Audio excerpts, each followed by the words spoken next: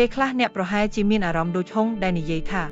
ការធ្វើសកម្មភាពទាំងនេះมันអាចទៅរួចទេសម្រាប់ខ្ញុំក៏មិនមានសម្បីតែកម្លាំងដើម្បីក្រោកពីដំណេក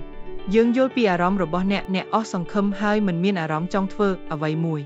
ប៉ុន្តែត្រូវចាំថាអារម្មណ៍អវិជ្ជមានទាំងនេះដែលអ្នកកំពុងជួបប្រទះគឺជាលទ្ធផលនៃភាពអស់កម្មរបស់អ្នកមធ្យោបាយដ៏មានប្រសិទ្ធភាពមួយដើម្បីចាប់ផ្ដើមបំបែកវដ្តដ៏កាចសាហាវដែលធ្វើឲ្យអ្នកមានអារម្មណ៍មិនស្រួលខ្លួនគឺដើម្បីការធ្វើចលនាផ្លាស់ទីទោះបីជាវាតូចក៏ដោយវាជារឿងសំខាន់ក្នុងបោះជំហានដំបូងអ្នកអាចចាប់ផ្ដើមជាមួយនឹងសកម្មភាពដ៏ងាយស្រួលហើយបង្កើនភាពលំបាកបន្តិចម្ដង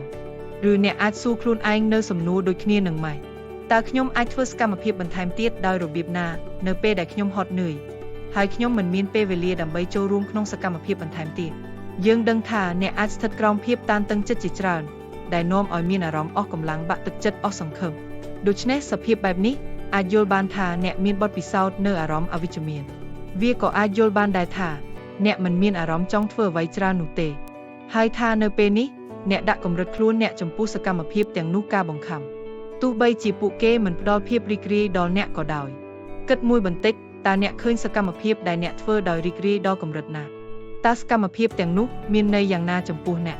វាជារឿងសំខាន់ក្នុងការធ្វើខ្លួនឲ្យសកម្មប៉ុន្តែវាក៏សំខាន់ផងដែរដែលអ្នកអាចរីករាយនឹងសកម្មភាពមួយចំនួនរបស់អ្នកវាមិនមែនជារឿងចំនួនសកម្មភាពដែលអ្នកធ្វើនោះទេអ្វីដែលសំខាន់គឺការមានបទពិសោធន៍វិជ្ជមានដែលអនុញ្ញាតឲ្យអ្នកគ្រប់គ្រងនិងធ្វើឲ្យអារម្មណ៍របស់អ្នកល្អប្រសើរ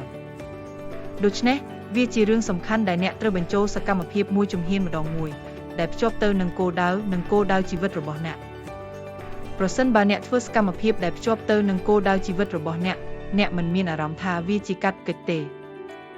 សកម្មភាពទាំងនេះអាចមានលក្ខណៈសាមញ្ញរីករាយនឹងភាពស្ងៀមស្ងាត់1នាទីដើរមើលធម្មជាតិម្យ៉ាងទៀតវាអាចជាសកម្មភាពផ្ដោតលើអ្នកដទៃប្រាប់មនុស្សជិតស្និទ្ធជាមួយអ្នកថាអ្នកស្រឡាញ់ពួកគេរកអ្នកដែលអ្នកស្រឡាញ់